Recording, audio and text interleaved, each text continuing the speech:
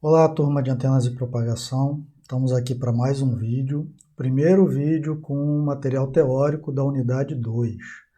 Eu já dei uma adiantada sobre o que se trata esse vídeo e também dei uma geral do que será a nossa unidade 2, um pouco na superfície, lá no nosso vídeo anterior. Vocês devem estar lembrados disso. Aquele mesmo vídeo onde depois a gente fala a respeito dos seminários. Pois bem, esse primeiro vídeo ele vai nos dar um ferramental para a gente fazer algo extremamente útil, que é calcular campo elétrico e campo magnético devido a uma fonte, que no nosso caso serão fontes de corrente, que estarão ali em cima de antenas. Conforme eu também já tinha adiantado, de vez em quando eu vou relembrar isso, esse procedimento aqui é um passo a passo que eu acho interessante que pelo menos uma vez na carreira acadêmica de vocês tenham passado por isso. Pode até ser que na profissão de vocês jamais passarão novamente por um passo a passo desse, mas é muito bom que pelo menos uma vez na vida vocês tenham visto como é que é essa estratégia de desenvolver um ferramental usando alguma coisa do eletromagnetismo que vocês já viram, usando alguma coisa de operações vetoriais com operador nabla, operações diferenciais, tá? Para a gente chegar então numa maneira mais simplificada lá no final de tudo, tá? Em vários momentos vai parecer que a gente está complicando, mas na verdade lá no final de tudo a gente terá criado uma ferramenta que vai simplificar a determinação desses campos E e H devido às nossas antenas. E aí, no fim das contas, o que fica é esse resultado final. A gente nunca mais vai precisar desse passo a passo que a gente vai fazer, que é a parte mais complicada e onde a gente vai usar mais tempo aqui nesse vídeo, para que, tendo aquele resultado, dali em diante, é só aquilo ali que vai nos interessar. Tá? A gente vai até se esquecer de como é que chegou naquilo ali, vai importar o resultado final. Para que eu digo isso? Tá? Porque em vários momentos desse desenvolvimento, a gente, conforme eu também já tinha adiantado, a gente vai invocar eletromagnetismo, invocar algumas tabelas que a gente encontra lá em apêndice de livro de diferenciação, livro de eletromagnetismo, que são operações envolvendo o operador nabla em qualquer sistema de coordenadas, retangular, cilíndrico, esférico. A gente vai ter geralmente mais interesse no esférico. E pode ser que haja uma certa frustração em alguns momentos de vocês não se lembrarem desses conceitos. Tá? E aí ficar em dúvida se tem que ir lá buscar esse conceito, se dá para seguir em frente mesmo não tendo entendido tão bem. Olha, a minha preferência sempre é por estar entendendo tudo. Se faltou alguma coisa ali que você sabe que já viu, mas ali na hora esqueceu, então está meio complicado passar em frente, ou você se sente meio desconfortável de passar em frente sem que tudo esteja entendido, claro que é bom voltar lá no material de cursos anteriores, um curso de eletromagnetismo aplicado, e dar uma relembrada naquilo, nos livros de sua preferência, ou então me consultar. Claro que é sempre o que eu prefiro fazer. Preferia isso quando eu era aluno, prefiro isso como professor também, e é isso que eu sempre vou recomendar para vocês.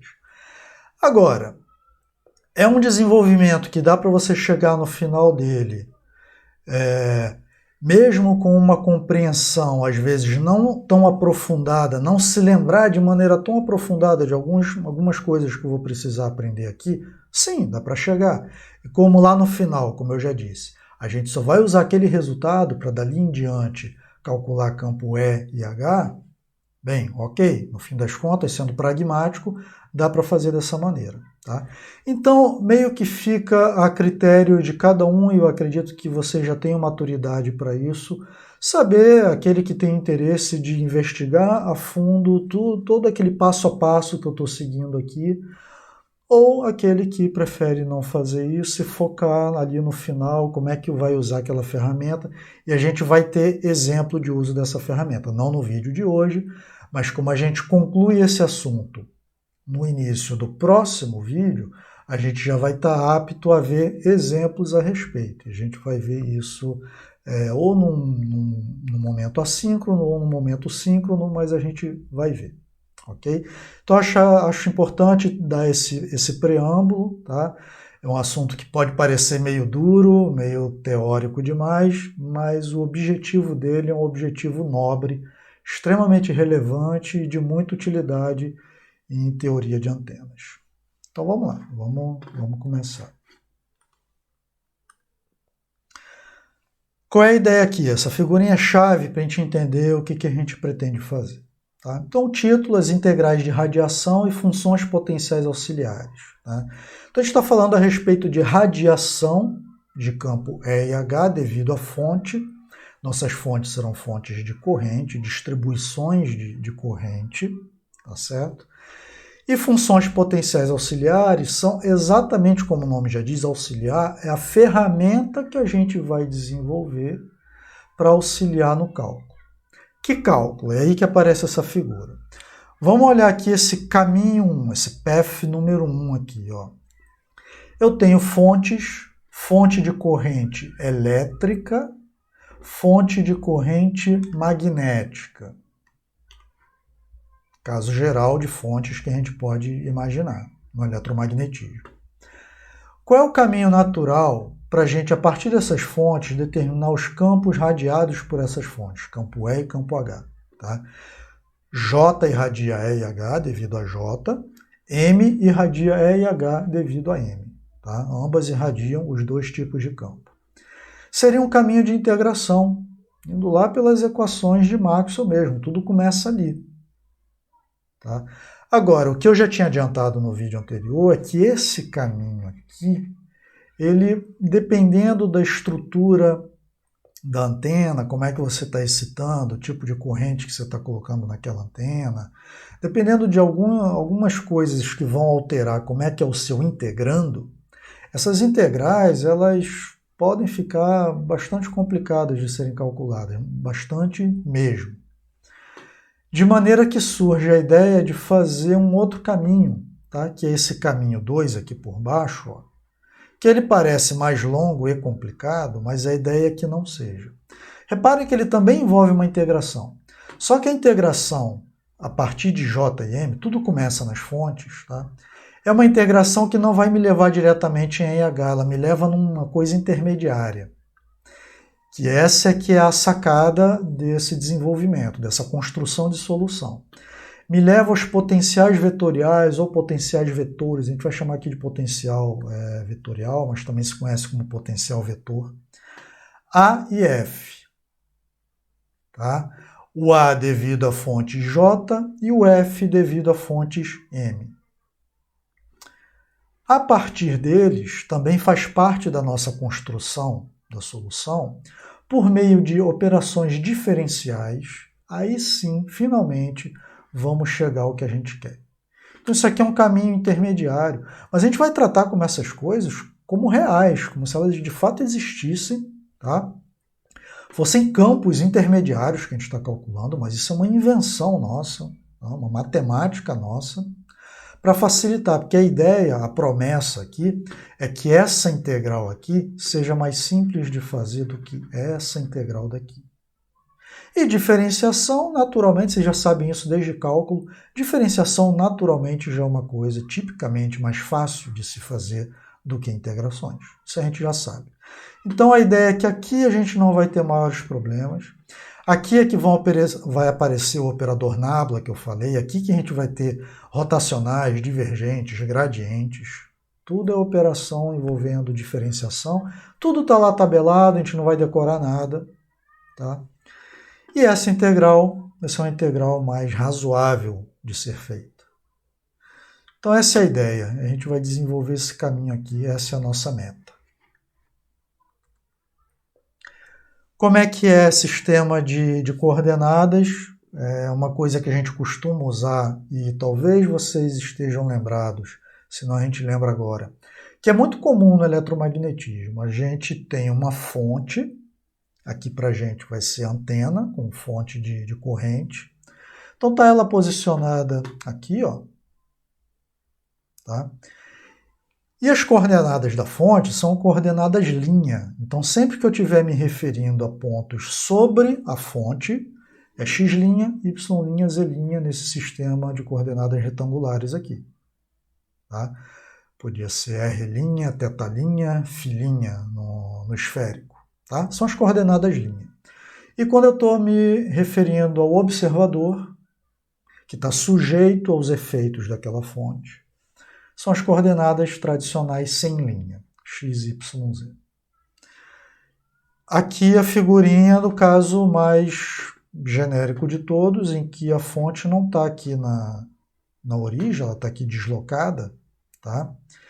Então, aqui eu estou fazendo essa representação em esféricas, eu tenho aqui um R', θ', φ', seria um ponto qualquer em cima dessa fonte seria identificado dessa maneira. E aqui a identificação de um ponto qualquer de observação. Repara que surge um novo componente aqui, que é a distância fonte-observador, que é o que é de nosso interesse, que é o R grande. Esse R grande sempre vai estar presente nos nossos integrandos das integrais, a gente vai ver isso no exemplo, que não será hoje, nesse vídeo.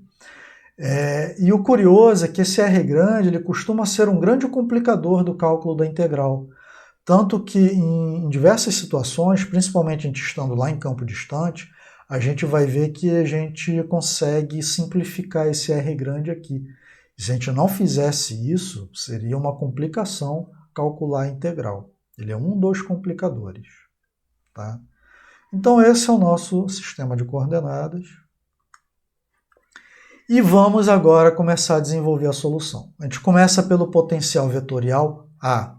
Ele é devido às fontes de corrente elétrica. Eu posso ter densidade de corrente elétrica, dependendo de como é que é a minha estrutura, se eu tenho correntes num volume, corrente numa superfície, corrente numa linha, não importa. Isso vai só mudar se eu estou calculando uma integral tripla, dupla, uma integral simples, tá? Mas serão fontes de corrente. Tá? Que é o que a gente, isso na nossa literatura é até feito esse destaque, é o que a gente tem na capacidade de gerar, é o que a gente encontra, né, o que a gente constrói em laboratório, nossas fontes de corrente elétrica. Então vamos lá. Agora a gente vai começar a invocar algumas equações de Maxwell, que a gente vai usar aqui como mera ferramenta. Tá? Primeira coisa que a gente lembra, para iniciar a construção da solução, o fluxo B, tá? Fluxo magnético B, certo? Lembra? Uma vez que a gente tem o campo magnético H, o fluxo ele é quem? Ele é H que multiplica aquela propriedade constitutiva do meio que relaciona B com H, permeabilidade magnética, μ, né? B é H vezes μ, o μ daquele meio ali. Ele é solenoidal. O que isso significa dizer que ele é solenoidal? Ele começa, né, as linhas de campo B começam e terminam nele mesmo. Não tem aquela ideia de polo, né, como existe no campo elétrico, né, mais e menos, a linha se dirigindo de um para outro. Aqui ela começa e fecha nele mesmo. A gente sabe isso dos campos magnéticos, né? Então, quando isso acontece, te diz um comportamento, uma característica solenoidal. E como é que é o divergente de uma grandeza que tem essa característica aí? Será que a gente está lembrado? Podem dar um pause aí para tentar lembrar. A característica é o seguinte, divergente, como o nome diz, ele está dizendo a respeito de divergência, né, de fluxo a partir de uma fonte. Então é o valor positivo, se está divergindo. Se as linhas estão convergindo para uma determinada localidade, é um divergente, então, que ele tem valor negativo. Ele, na verdade, ele é uma convergência e não uma divergência. Tá? E se eu tenho, então, um ponto aqui que o que sai está voltando também, qual é que é o resultado dessa divergência? É zero. Isso que significa dizer que uma coisa é solenoidal, escrito de forma matemática. Divergente de B igual a zero. Isso é uma das equações de Maxwell, a lei de Gauss para o magnetismo. Existe o divergente de E, que não é zero, já sabemos disso, que é a lei de Gauss. a lei de Gauss aplicada ao magnetismo é divergente de B igual a zero. Tá? Vai ser útil para a gente isso, porque tem uma propriedade, essa propriedade é lá da diferenciação, a propriedade envolvendo esse operador, o operador nabla, que vai estar presente aqui o tempo todo com a gente. Ele é um operador que, se você destrinchar o que tem dentro dele, vai lá nas tabelas, nos apêndices, ele é uma série de operações. Tem uns derronde ali, derivadas parciais. Em relação às coordenadas, existe ele definido para retangular, cilíndrica e esférica. É isso que é o nabla. Tá? Então, quando eu aplico nabla a alguma grandeza, eu estou fazendo diferenciais naquela grandeza ali. Tá? No caso de um divergente, ele é sempre aplicado a um vetor, dando como resultado um escalar. Nossa representação vetorial, lembrando esse sublinhado aqui, estou usando a mesma notação da nossa bibliografia principal. E existe lá uma propriedade, que a gente vai lançar a mão dela agora, que diz o seguinte: o divergente de um rotacional é zero. Está escrito aqui.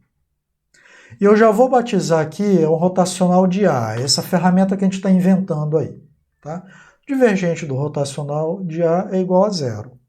Bom, mas eu sei que divergente de B é zero. Então eu vou escrever B como sendo rotacional de A. Lembrem-se, não vamos, que isso não nos cause estranheza. A gente está construindo uma solução. A gente tem essa flexibilidade de construir. Eu estou inventando quem é A, seguindo algumas regrinhas aqui. Né? Então, eu vou dizer, B pode ser escrito pelo rotacional desta coisa aí, que eu ainda não sei o que é A. Tá? Então, olha, notação. B, agora como eu vou começar a escrever como uma função de A, eu vou dizer que é o campo, tá? Esse fluxo magnético B, devido a A, devido à existência de A, ele é igual a μ, que multiplica H devido a A. E esta coisa é dada por rotacional de A, com base nisso daqui e com base nisso daqui. Então, criamos isso. Com isso, eu já consigo escrever quem é H devido a A. H devido a A é 1 sobre μ, que multiplica o rotacional de A. Pronto, temos a nossa primeira equação de um campo que eu quero determinar, que é o campo magnético, escrito como função dessa função auxiliar, esse potencial vetorial A. Olha o que a gente acabou de escrever aqui, vale voltar na nossa figurinha. Acabamos de fazer essa parte aqui, ó. Eu tenho H sendo determinado devido a A por meio de uma diferenciação. Vamos ver se foi isso que a gente fez? H sendo determinado devido a A por meio de uma operação que é um rotacional, que é a operação de diferenciação. É o nabla aplicado a A na forma rotacional. Isso é um conjunto de diferenciais que a gente observa lá no apêndice. A gente não precisa decorar não, a gente pega lá no apêndice. Então a gente fez essa parte aí. Tá? O campo A está resolvido. O campo H, desculpa. O campo H está resolvido devido a A. Tá? Ainda não sabemos como calcular A. E isso vai ficar só lá para o finalzinho. A gente vai trabalhar agora bastante, a gente vai ver que é um procedimento mais rebuscado, a gente chegar no E devido a A. Então vamos começar a construir isso. Vamos pegar a equação rotacional de Maxwell, essa daqui. Essa é uma das equações rotacionais de Maxwell. Existe a rotacional em H também. Vamos pegar essa aqui que é em E. Quem é que dá um pause aí e se lembra que equação de Maxwell que é essa daqui? Lei de Faraday. Relacionando H com rotacional de E, aqui envolvendo frequência, que sempre está ali, né? Está trabalhando com grandezas harmônicas, e propriedade constitutiva do meio. Está ali também. Tá? Faraday. Vamos levar 1 até 2. 1 é o quê? 1 é quem é HA. Tá? Onde está HA, eu jogo o que a gente já tinha descoberto. Então está aqui. Onde tinha H, eu botei isso daqui. Ó. E aí, simplificando aqui, mi com mi, chegamos a essa coisa aqui. Ou, o operador nabla, eu posso isolar ele, aplicar distributiva, olha só. Rotacional de E, passo essa coisa aqui para o lado esquerdo, passou com o sinal positivo, deixei em evidência o rotacional, ele está aplicado a essas duas parcelas aqui, igual a zero, nossa equação 3. Vamos usar mais uma identidade vetorial como ferramenta. O rotacional de um gradiente é zero. Como é que eu sei que isso aqui é um gradiente? Ainda há pouco eu vi uma coisa parecida com isso e eu chamei de divergente, né? Mas lembrem-se, divergente, ó, aplicado a um vetor, dando como resultado um escalar. Gradiente é exatamente o contrário, eu aplicar nabla, aqui ó, apliquei nabla a um escalar, o resultado desse parênteses é um vetor. Em cima de um vetor, eu posso aplicar rotacional. Rotacional é aplicado em cima de vetor. Tá? Então pronto, tá lá. Potencial elétrico escalar. Ele leva esse nome, a gente empresta isso da eletricidade. Tá? Esse φe aqui é o potencial elétrico.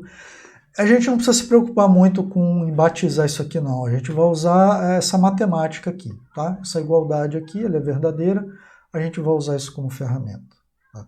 Agora, apareceu mais uma coisa aqui, né? Tem mais uma coisa que a gente desconhece, quem é esse φe. Vamos ver, a gente vai carregá-lo por certo ponto, depois ele desaparece. Então, vamos lá, a partir de 3, tá? Então, o que a gente faz agora, hein? 3 eu tenho isso daqui, ó. Eu tenho rotacional de alguma coisa que é igual a zero. Por isso que a gente está lançando mão agora daquela igualdade. Eu vou dizer que isso daqui pode ser escrito como um gradiente, porque o rotacional de gradiente é zero. Então é isso que a gente vai fazer. Vou escrever EA mais J ômega A como sendo esse parênteses aqui. Tá? Posso fazer isso? Posso. Esse φe aqui ele vai ser de forma conveniente a fazer com que essa igualdade seja verdadeira. A gente está inventando a solução, construindo a solução. Tá? Aqui eu consigo chegar à equação 4, que é muito relevante. Pela primeira vez eu estou escrevendo o meu EA, e está aparecendo como função de A, mas como função também de uma outra coisa aqui, que eu vou ter que resolver isso adiante. Tá? Vamos usar outra identidade vetorial, essa daqui a gente vai carregar essa igualdade em vários momentos do desenvolvimento. Que diz isso daqui, ó, rotacional de rotacional, tá? É igual ao quê? A gradiente de um divergente. Aqui a gente está usando o nabla em todas as suas formas. Menos o que é o nabla quadrado? Laplaciano. Menos Laplaciano de A. Tá? Isso tudo aqui dá vetor. Tá? Então, vetor igual a vetor menos vetor. Certo? Então, vamos ver para que vai ser útil usar isso daqui. Tá?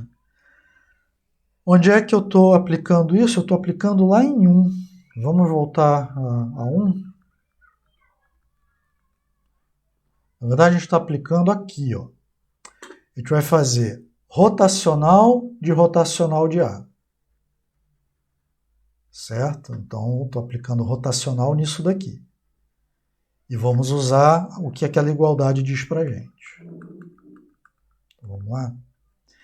Então, olha, rotacional disso daqui, tá? Porque isso daqui é o rotacional de A, está lá na equação 1. Esta coisa é igual ao quê? É igual a esse lado direito aqui. Esse lado direito a gente vai ficar carregando ele em vários momentos sem mexer. Vamos carregar isso daqui. Como é que eu escrevo aquela equação se o meio for homogêneo? Lembrem aí o que é meio homogêneo? Então, se alguém parou aí para pensar, o que é meio homogêneo? Propriedades constitutivas do meio não variam com a posição em que eu estou nesse meio aí. Mi sigma e epsilon são os mesmos ao longo daquele meio ali.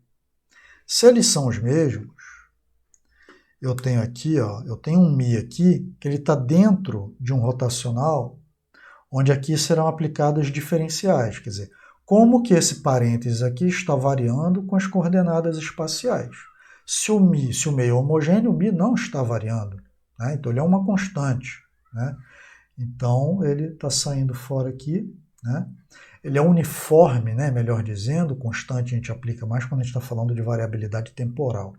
Ele é uniforme, está saindo daqui de dentro, é o que a gente vai fazer. A única coisa que a gente faz aqui, saiu fora, ficou só o rotacional de H e aqui do mesmo jeito, sem mexer em nada.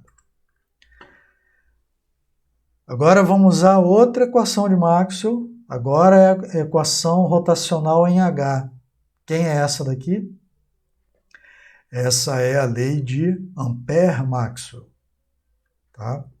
Relacionando o campo E, tem a fonte J aqui também, relacionando com o rotacional de H. Vamos levá-la aqui em 5? De que maneira? Aqui apareceu o rotacional de H, aqui também. Então é isso que a gente vai fazer. Então, olha, μ que multiplica rotacional de H. Só que o rotacional de H é dado por isso daqui. Então é isso que a gente vai fazer. Então é μ vezes J, mais μ vezes isso tudo aqui também. Então ficou J, ômega, μ, né? Epsilon, então está tudo aqui. Esta coisa aqui é esse lado esquerdo, que é igual, então, a esse lado direito, que, novamente, eu estou repetindo aqui. Construímos a nossa equação 6. Vou pegar a 4, a gente vai relembrar o que ela é, e jogar em 6. 4 é aquela que diz quem é o campo E. Aparece esse potencial aqui elétrico. Então tá lá, μ, J mais J, ômega, μ, epsilon. Onde tem E, eu joguei aqui a equação 4. Lado direito eu não mexi em nada. Agora a gente vai pega o lado esquerdo e a segunda parcela, que é aquela parcela maior, vamos dar uma trabalhada em cima dela e mais uma vez lembrando que o meio é homogêneo. Quem é essa parcela? Essa parcela é isso aqui, ó. A gente vai trabalhar em cima dela, que eu estou querendo trabalhar em cima de quem está isso daqui, ó. Tá? Então vamos lá, e lembrando que o meio é homogêneo. Então ela vai ser repetida aqui, ó, tá ela aqui. Como é que eu vou reescrevê-la para um meio homogêneo? Agora a gente vai fazer o contrário, vai nos interessar pegar essas propriedades constitutivas aqui e passar para dentro do operador. É homogêneo, eu posso passar para dentro também, se eu quiser. Não posso só tirar fora, não. Posso passar para dentro, a gente está fazendo isso.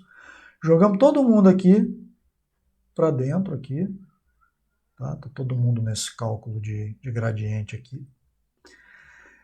E a outra parcela eu fiz só esse produto. Isso daqui vezes esta coisa aqui. J vezes J é menos 1, com esse menos ficou positivo. Ômega 2, μ epsilon, que multiplica A. Aí aqui apareceu ômega 2 μ epsilon. Se a gente lembrar lá da teoria eletromagnética, vocês se lembram do número de onda K? K ele é 2π sobre lambda. Mas ele também é ômega raiz de μ epsilon. Ele depende da frequência de oscilação, frequência angular, e dessas duas características constitutivas do meio, μ e epsilon, por meio de uma raiz. De maneira, então, que K ao quadrado é ômega 2 μ epsilon, que é exatamente isso. A gente vai trocar, então, por K ao quadrado. Sempre é conveniente, vocês lá no eletromagnetismo já viram isso. A gente faz representações em função do K, do número de onda. Tá? Então, olha, reescrevendo essa parte da esquerda, igualzinha, igual a, eu peguei e comecei por aqui, ó. Isso aqui, então, é K ao quadrado, que multiplica A, tá ele aqui. E repetir essa coisa aqui, tá ela bem aqui. Voltando, então, a gente está trabalhando na segunda parcela daquela última equação do slide anterior. Vamos voltar para lá e substituir por isso daqui? Como é que ela era? Ela é isso daqui. Aí essa segunda parcela a gente vai substituir por esse resultado que a gente acabou de obter. E de novo esse lado direito a gente vai continuar repetindo ele. Então tá lá, ó. MJ, a segunda parcela eu troquei por isso aqui, ó. Tá aqui. E o lado direito está mantido intacto. Agora a gente está só rearranjando para ficar com uma cara mais interessante, tá? Aí foi só trocando as coisas aí de lado. E aí finalmente eu tenho então aqui, ó, Laplaciano de A mais K2 que multiplica o vetor A menos μj, mais aqui, ó, eu tenho um cálculo de gradiente, né? Ele está aplicado ao divergente de A, mais esse outro escalar aqui, J ômega mi epsilon φ potencial elétrico.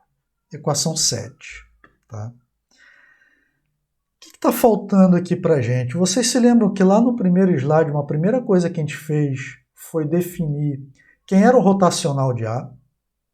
E aí a gente acabou descobrindo, então, como é que era o cálculo de H devido a A. H devido a A é 1 sobre μ, que multiplica o rotacional de A. Tá? Porque a gente conseguiu escrever rotacional de A, usando ali o fato do B ser um solenoide, né? E mais aquela propriedade lá diferencial. Tá? Foi o primeiro slide da construção da nossa solução. Está faltando a gente fazer a mesma coisa com quem? A gente fez para o rotacional, nos interessa muito fazer para o divergente.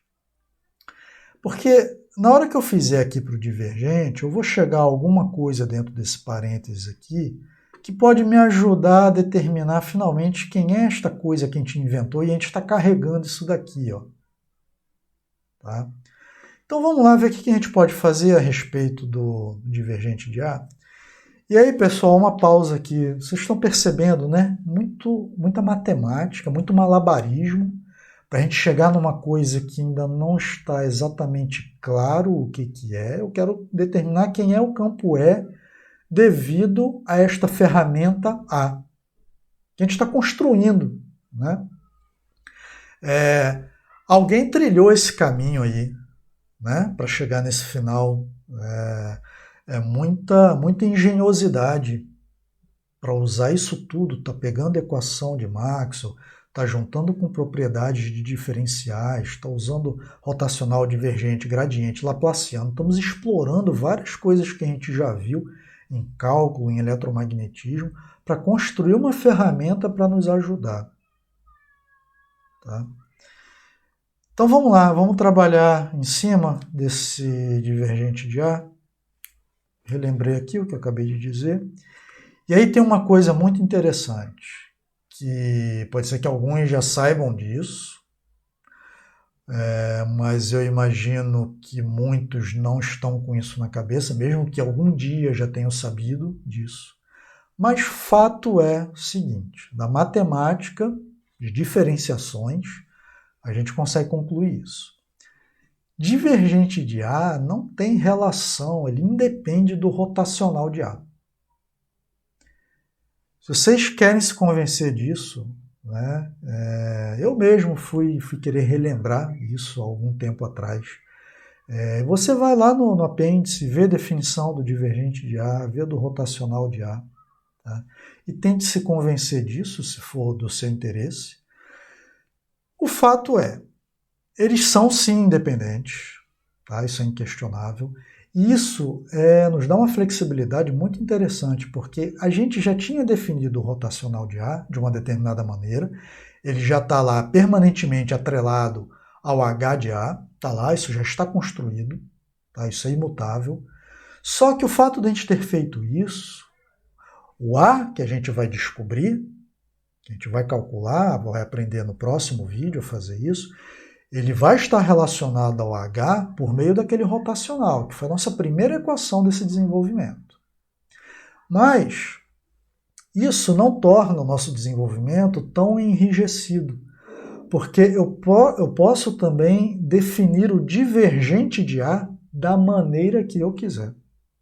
E não vou estragar aquela coisa que a gente já fez lá no início, aquele rotacional associado ao H. Não vou desarranjar isso. Olha que coisa interessante, por conta dessa propriedade que é meramente matemática, de diferenciais. Então eu posso escrever que o divergente de A é o que eu quiser, como se eu estivesse começando esse trabalho todo de novo aqui. Tá? Usar minha criatividade para escolher um divergente de A que seja conveniente no meu desenvolvimento. E aí é que a gente vai ver que divergente de A seria esse. Tá? Então, apêndice 7 da nossa literatura principal, vocês vão encontrar essas operações todas com o Nabla e podem se convencer disso, tá? Caso queiram. Então, temos a liberdade para definir o divergente de A, isso é excelente. Tá? Então, vamos lá, muito cuidado quando a gente tem muita liberdade, né? Saber usar isso convenientemente, de maneira a nos facilitar. Então, olha, vamos olhar para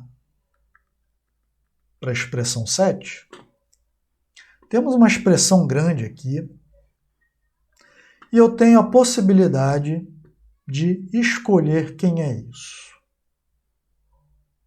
Definir do jeito que eu quiser.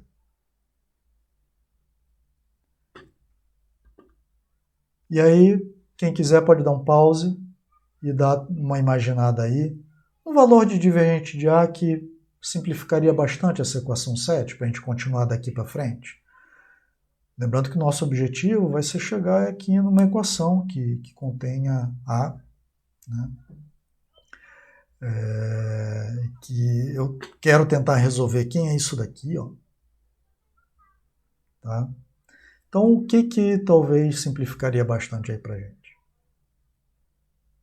Então, pronto, vamos lá tentar ver o valor conveniente do divergente de A. E se eu fizer o divergente de A, ser isso daqui, ó. O que é isso daqui? É o simétrico dessa coisa. Eu faço o divergente de A ser menos isso, ou seja, esse parêntese vai para zero, essa parcela toda vai para zero, eu vou ficar com isso daqui igual a menos μj.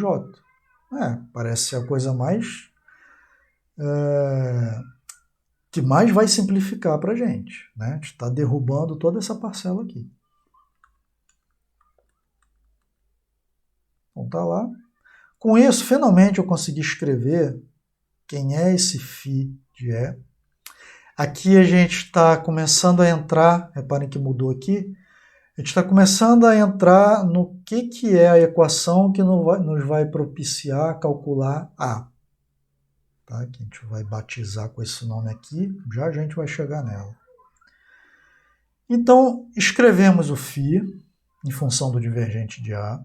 Tá? Isso daqui, essa formação aqui, essa cara, ela é tão bem conhecida e até usada em outros desenvolvimentos, sobre outros assuntos, que ela tem um nome, ela é a condição de Lorentz. Tá? É a condição que estabelece essa igualdade. Tá?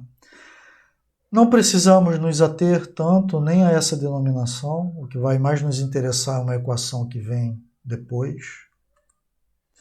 Se a gente coloca 8A lá em 7, né, que é exatamente o que vai zerar aquela segunda parcela do lado direito, a gente chega nisso. Que tem um nome. Equação não homogênea de Helmholtz.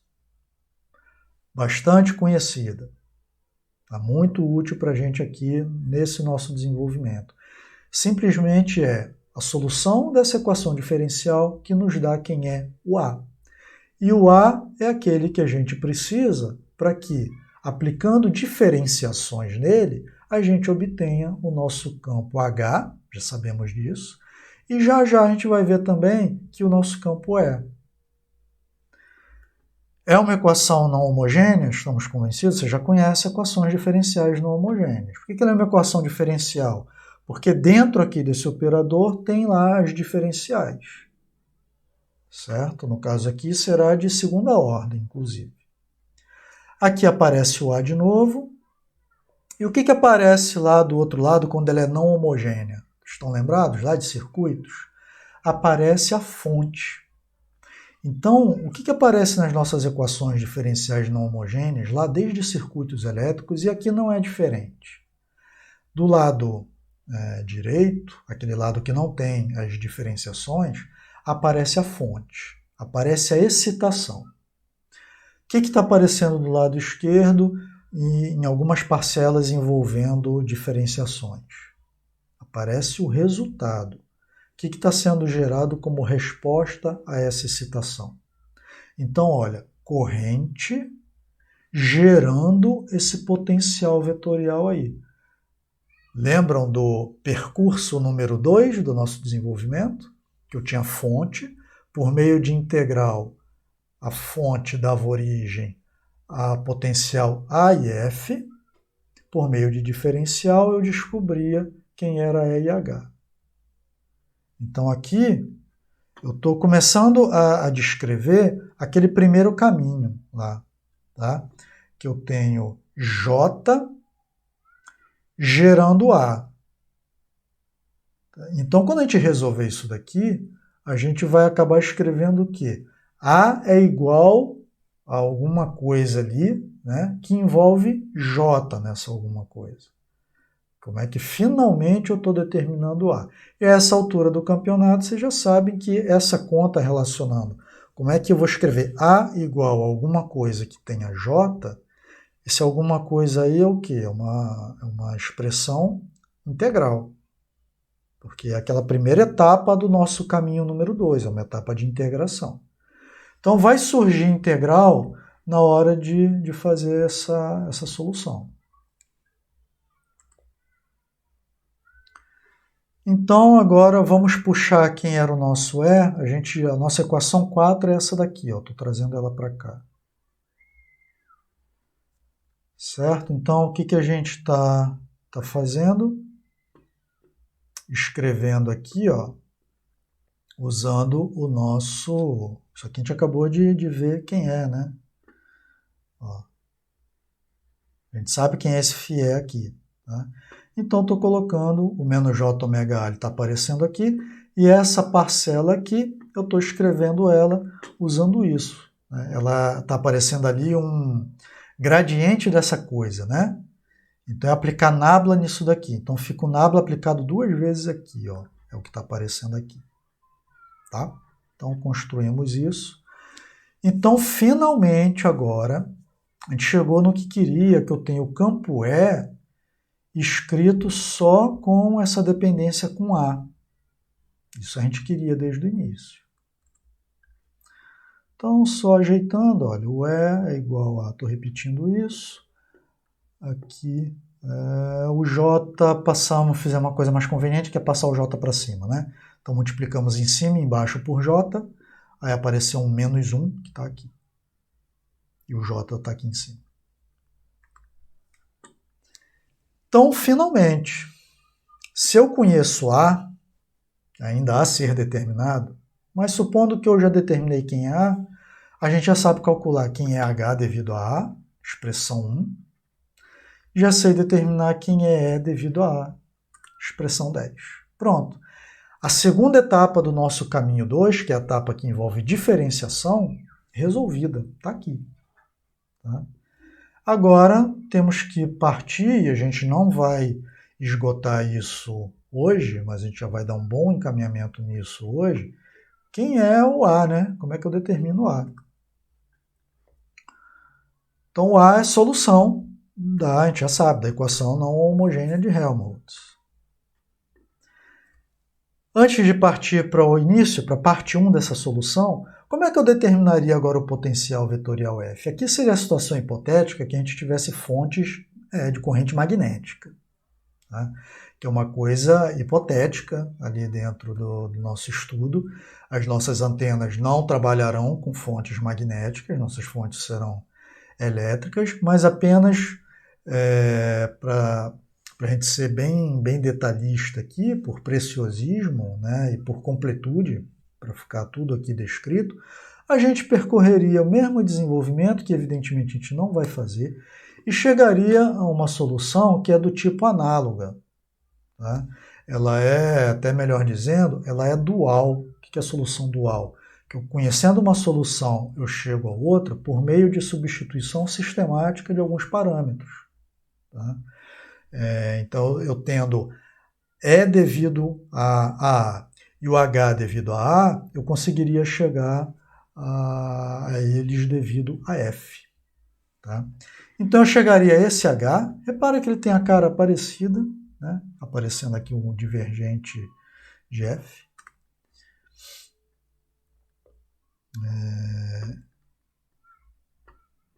E eu teria também uma maneira de escrever E devido a F. Seria dessa forma aqui. Tá? Então, por meio dessa equação e dessa daqui, eu escreveria os campos. A equação de Helmholtz para a determinação de F, repara como ela tem uma natureza matemática similar à outra que a gente viu para resolver A. Olha a fonte de corrente magnética aqui. E aí, finalmente, começando agora aqui a construir a solução, como é que eu determinaria então os campos E e H, no caso ali genérico de eu ter fontes J e fontes M?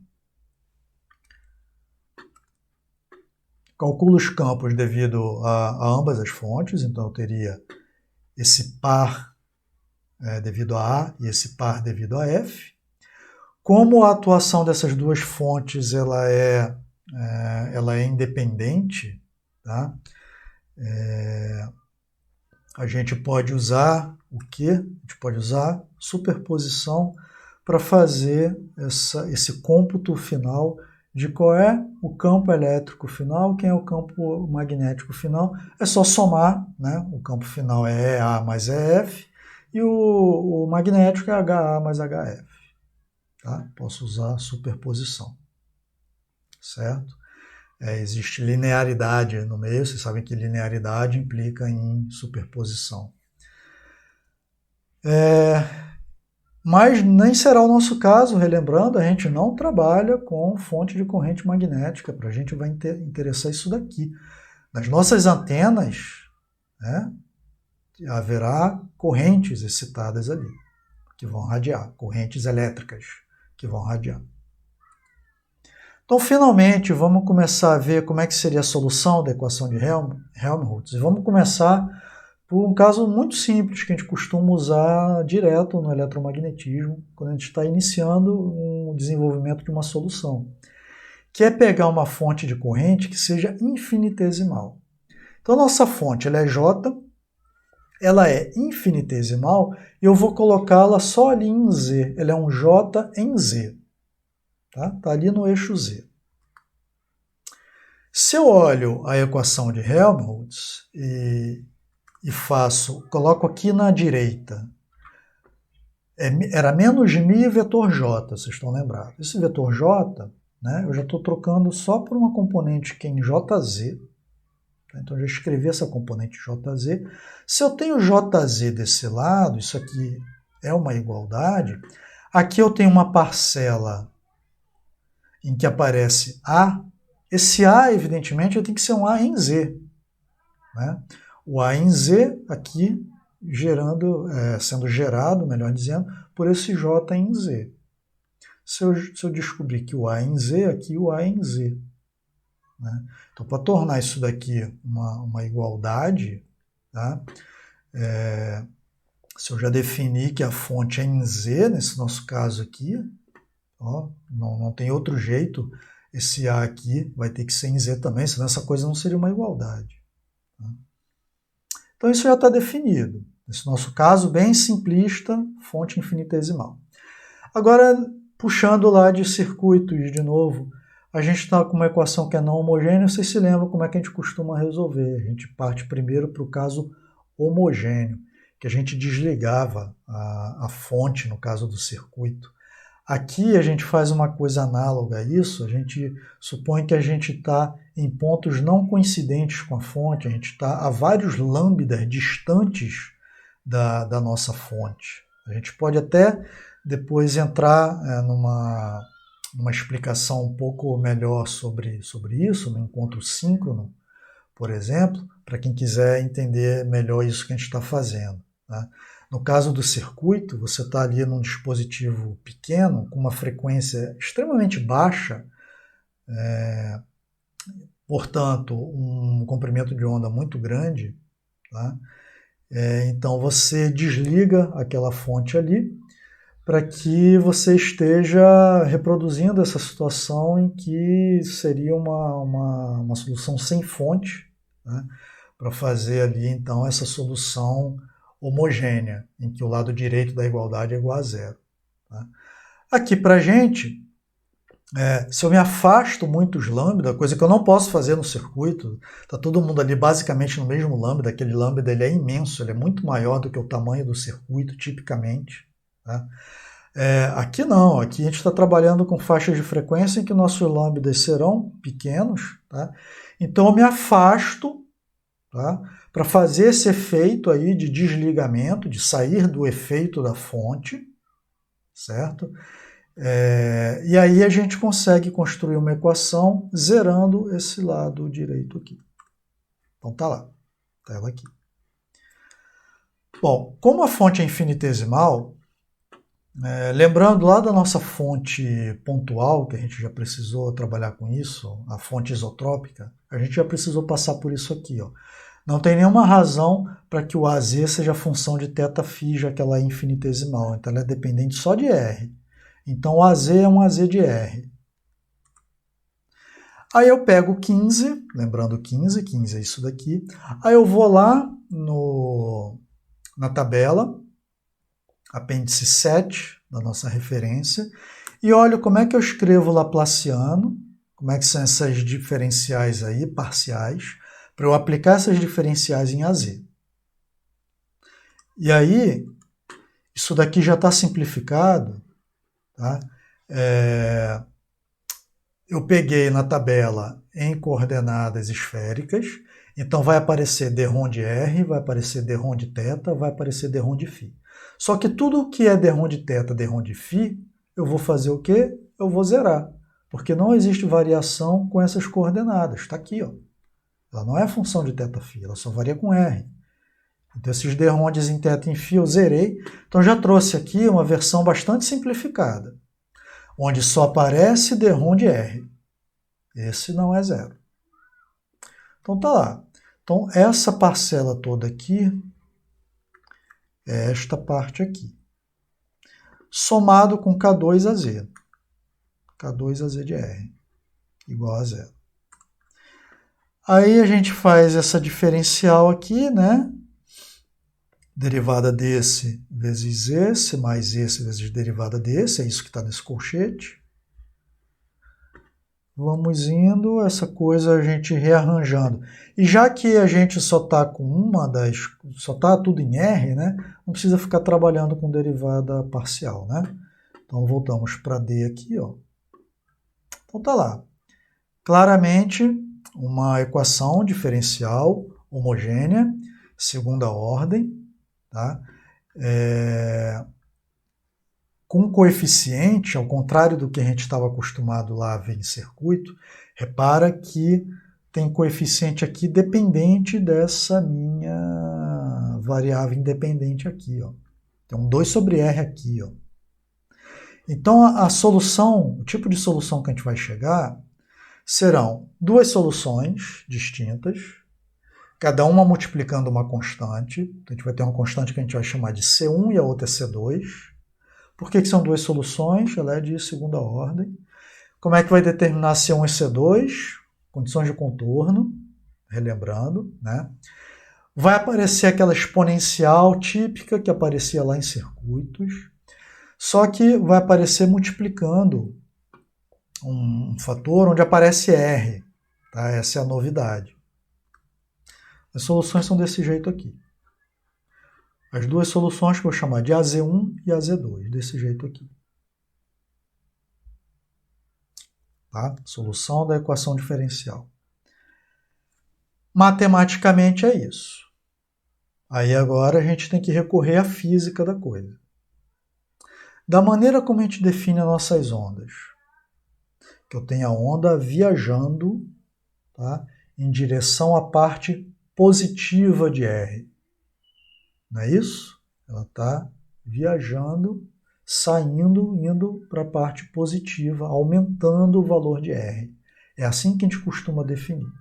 Será que vocês lembram lá do eletromagnetismo que quando a gente define dessa maneira, essa exponencial aqui, que é a nossa exponencial de fase, não é a fase? Está o K aqui, ó. O K é o número de onda, 2π sobre lambda, multiplicando o valor de R, o quanto que essa onda andou, viajou.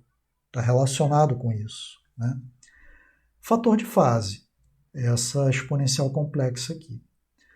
Repare que uma é com menos e a outra é com mais. Será que alguém se lembra? De acordo com essa nossa definição, se fisicamente a gente tem que pegar a solução que tem o menos ou a solução que tem o mais, a solução que aparece menos R é uma onda viajante no sentido positivo de R. A outra é o contrário. Então, qual que a gente pega, tipicamente? Tipicamente, nossas soluções são pegando o menos R. E aí essa é mais uma daquelas coisas que vocês podem querer dar uma relembrada, pode ter alguém que já se lembre disso, esteja na cabeça. E a gente pode também, se for uma dúvida coletiva, a gente pode dar uma reolhada nisso juntos. É assunto lá do eletromagnetismo. O fato é que a gente se interessa por essa solução aqui, que é a AZ1. Essa não vai nos interessar, porque não corresponde fisicamente à maneira como a gente definiu, não. Tá? Então, essa solução é essa. E agora a gente já está partindo para a finalização dessa nossa parte 1, desse vídeo.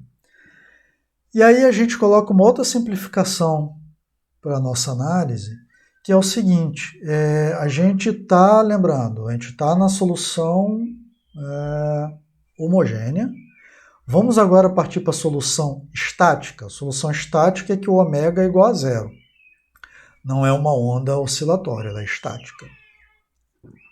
Se ela é estática, o número de onda é zero também. Tá? Não há variações de fase, não é mais uma onda harmônica, acabou essa ideia de fase. Tá? Quando eu faço isso, aquela exponencial que tinha fase no seu expoente vira e elevado a zero, vira 1. Então fica C1 sobre R. Então essa é a solução de onda para o caso estático e também para o caso da solução homogênea, C1 sobre R. Quando eu comparo 18 com 17, né, 17 é isso daqui, eu vejo que elas só diferem pela exponencial.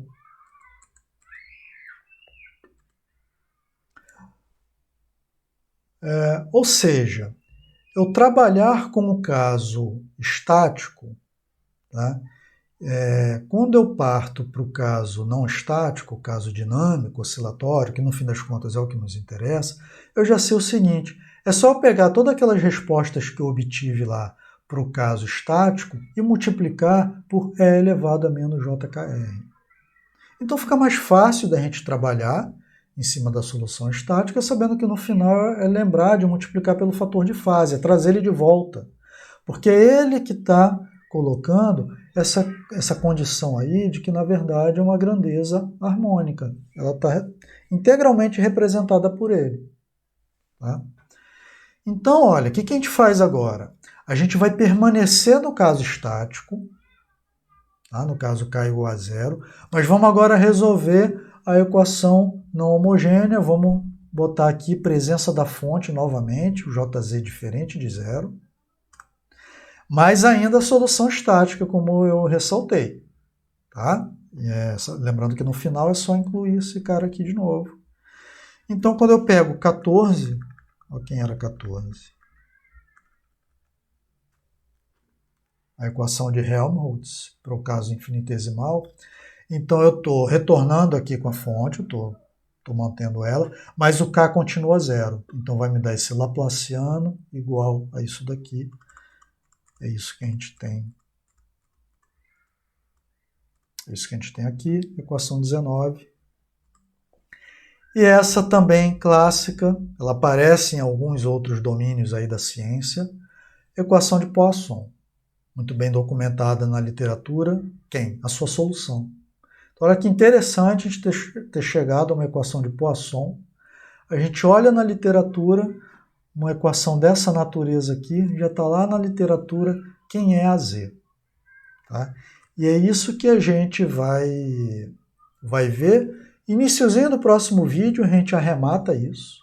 No próximo vídeo a gente vai inclusive já tratar de alguns outros assuntos, porque rapidamente a gente vai definir isso. E vamos ver, no caso genérico, a gente vai expandir essa ideia de quem seria o A, então, para uma fonte qualquer, e não só essa fonte infinitesimal posicionada em Z, que é esse nosso JZ que a gente criou aqui. A gente vai expandir isso daí. Tá? Então, pessoal, de novo, retomando o que eu falei lá no início, é um desenvolvimento, uma coisa um pouco diferente, que a gente não vê todo dia fazer um desenvolvimento dessa maneira, tá? Essa construção de uma solução. Parece que está inventando as coisas, né? Mas reparem que a gente não cometeu nenhuma violação em tempo nenhum. A gente está misturando ideias do eletromagnetismo com coisas da matemática. Tá? Aqueles que não se lembraram de tudo não precisam se preocupar. A gente pode tirar dúvidas sobre essas coisas. A gente vai ter tempo para isso daí, tá certo? E parte das dúvidas vocês também conseguem fazer consultando o material anterior. E a gente está interessado muito mais nesse resultado final. E isso a gente vai usar como ferramenta, certo? É aquilo que eu disse. Uma vez que a gente chega nesse resultado final, esse desenvolvimento a gente jamais vai precisar fazê-lo novamente. A gente quer o resultado final. Como é que eu calculo A?